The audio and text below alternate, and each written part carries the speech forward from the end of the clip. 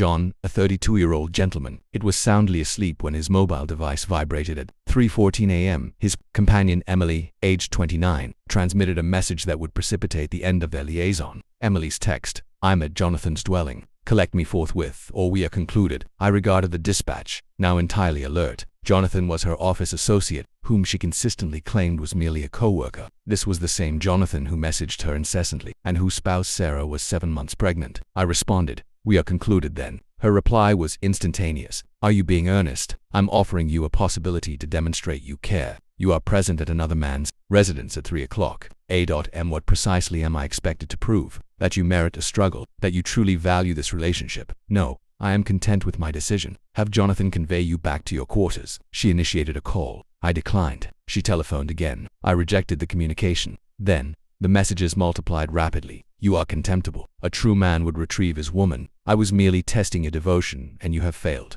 Jonathan treats me more favorably than you ever have. I shall be remaining here this evening. Then, I hope you find satisfaction in this." That final communication included her precise location. She was genuinely at Jonathan's abode in Boston. The impudence of transmitting her coordinates, as if it were a triumphant maneuver. I captured a digital record of everything. Subsequently, driven by fury, I executed an action I deemed brilliant. I located Sarah, Jonathan's expectant wife, on a social media platform. I dispatched her a communication with the images and Emily's location. "Your husband is hosting my fiancée at your house at 3 a.m. I felt you ought to be informed." The message was viewed at 3:31 a.m. By 4:15 a.m., my mobile was overheating. Emily's texts: "John, what did you do? Sarah is here. She is acting irrationally. I require a place to shelter. I implore you. I am remorseful. My love, please. She is discarding my belongings outside." I silenced my device and returned to my slumber. I awakened to 89 messages, 52 unanswered calls, and 16 recorded verbal messages. The summary from Emily was extensive. "You destroyed everything. Sarah is seeking a dissolution of their marriage. I am displaced because of your actions. My automobile is at Jonathan's, and Sarah will not allow me to repossess it. This is abusive, what you perpetrated."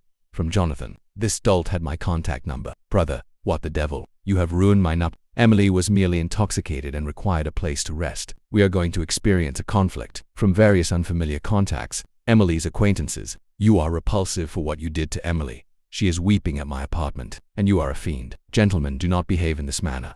But the most favorable dispatch originated from Sarah: "Thank you. I have harbored suspicions for months. Jonathan attempted to assert she was simply a friend requiring assistance. I discovered her underclothing in my bedroom. They are both ejected. I am retaining the property. The title is in my name. You prevented me from squandering more years on this unfaithful individual." It transpired that Emily had been at Jonathan's since 11 p.m. They, who had been consuming spirits, and, indeed, Sarah had returned prematurely from her late shift. She is a physician because she felt unwell. She discovered them on the divan, decidedly not asleep. Emily's possessions were literally strewn across Jonathan's lawn. Sarah had the entry devices changed by 8 a.m. Her sibling is a security specialist.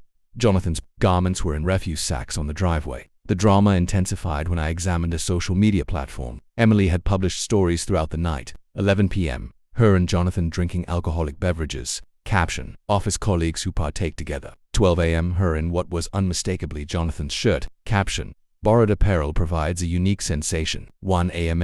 Reflection photograph in Jonathan's lavatory. Caption: "Savoring my presence this evening." 2 a.m. Her on a sofa with wine. Caption: "Informal leisure atmosphere." She removed them all by morning, but I, of course, had captured records of them. Then, at midday, a sound at my entrance. Emily, accompanied by her mother, Eleanor. "You must permit her entry," Eleanor asserted. "She made an error." "No, thank you. She resides here." "No, she does not. She has never resided here. This is my dwelling. She has been staying here for 8 months as a guest. Her name is not on the rental agreement." Emily began to weep. "Where am I supposed to proceed?" "Jonathan's residence." "Oh, apologies. This is not amusing. My property is locked inside. Your vehicle. It is at Jonathan's. You had better go retrieve it." "Then, Sarah will not permit me." "That sounds like a challenge for you." Eleanor adopted an aggressive demeanor. "I shall summon the peace officers. This constitutes an illegal eviction." "Kindly do so. I will demonstrate to them she is absent from the lease and always has been." They departed after Eleanor recognized my steadfastness, but not before Emily proclaimed, "You will regret this. Jonathan will ensure you suffer the repercussions." Jonathan made his intervention. This absolute fool appeared at my workplace with 2 associates,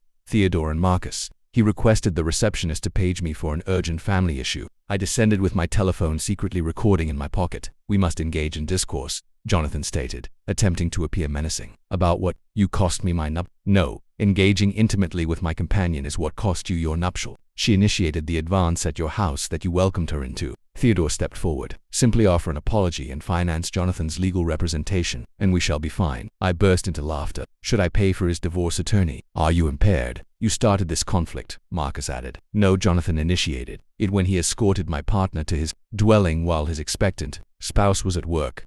You were not required to inform, Jonathan retorted. Inform? Are we children? Security personnel noted the tension and approached. Is everything in order here? These gentlemen were just exiting, I stated. Jonathan pointed at me. This is not concluded. It literally is though. They left, but not before Theodore mentioned they would resolve this another way. Security noted their vehicle tags and barred them from the premises. That evening, Sarah messaged me again. Jonathan is attempting to elicit. I am experiencing a mental collapse and should not have custody once the infant arrives. Can you send me those social media records Emily posted? My counsel requires them. I transmitted them immediately. She responded, you are a genuine ally. By the way, Jonathan's mother, Priscilla, is on my side. She is disgusted with him. She also informed me this is not the initial instance. He betrayed his prior partner with the individual before that habitual behavior. My mother telephoned me, guffawing. Emily just departed. She attempted to persuade me you were abusive and domineering. Did you mention to her that she was at another man's house at 3:00 a.m. and you were astonished? I terminated the relationship. I instilled better judgment in you than to accept that absurdity. It turned out Emily had created an entire presentation and actual digital slide. Sure, regarding why I was wrong, my mother sat through it, consuming baked treats brought as a bribe. Then stated, sweetheart, you engaged intimately with a married gentleman whose spouse is expectant. No quantity of baked goods alters that reality. But here is where it becomes unbelievable. Emily and Jonathan decided to formalize their relationship. They published couple photographs on a social media platform. The remarks were scathing. Home destroyers deserve one. Another poor Sarah.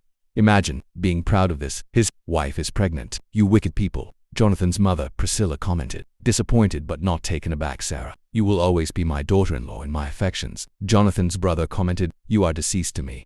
Their announcement dispatch received such harsh criticism. They removed it within hours. But the true consequence originated from their place of employment. Jonathan and Emily worked at the same firm, different departments, but the same organization. And that firm had a strict rule regarding relationships requiring disclosure to human resources. They never revealed it. Someone certainly not but potentially set records of their relationship, declaration to their HR department, along with the social media stories from that evening. And timestamps demonstrating this had been ongoing for months. Both were summoned to meetings. Both were suspended pending an inquiry. Emily telephoned me, crying, you caused me to be dismissed. You caused yourself to be dismissed. Corporate regulation is unequivocal. I require money for a legal representative. Requested from Jonathan. He is impoverished. Sarah restricted their financial holdings. Difficult circumstances. Please, I am remorseful. I made a miscalculation. You made decisions for months. This was not a miscalculation. It was a pattern. She terminated the call. The employment investigation concluded. Jonathan was discharged for misuse of company property. Apparently, he had been reserving meeting chambers for their rendezvous and charging client meals that were actually dates with Emily. Was discharged for falsifying attendance records.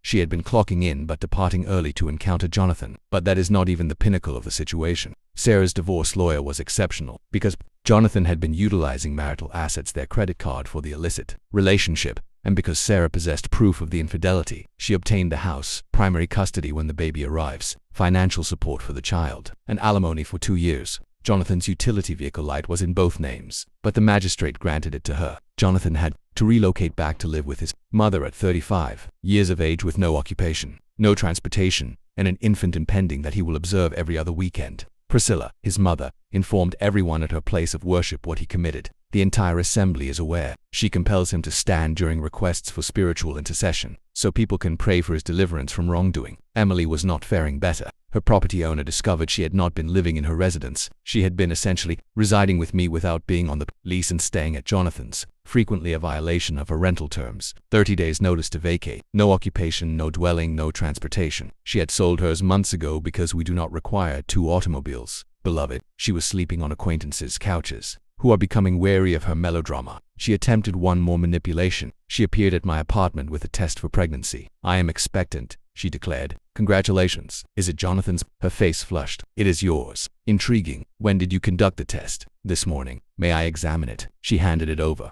2 lines. I retrieved my phone and performed an image identification search. The identical test photograph was on a social media board for pregnancy declaration concepts from 2019. Seriously, you are utilizing images from the internet. She seized a test and fled. I have not seen her since. Everything has concluded in the most gratifying manner possible. Jonathan attempted to dispute the divorce. He failed. He attempted to claim Sarah was mentally unsound because she was emotional when she expelled him. The magistrate essentially mocked him. He was mandated to remit $1,800 per month in child maintenance once the infant arrives, plus $1,000 in spousal support. With no occupation, he had to accept the first available position, overnight stocking at a food retailer. His mother drives him to work because he has no vehicle. Sarah delivered her child last week, a robust daughter. She christened her victory, proclaiming, "Because I am triumphant," she informed me. Jonathan must now pay child support but cannot afford it on his retail salary, so they are withholding his wages. As for me, I am excellent. I received a promotion at work, management,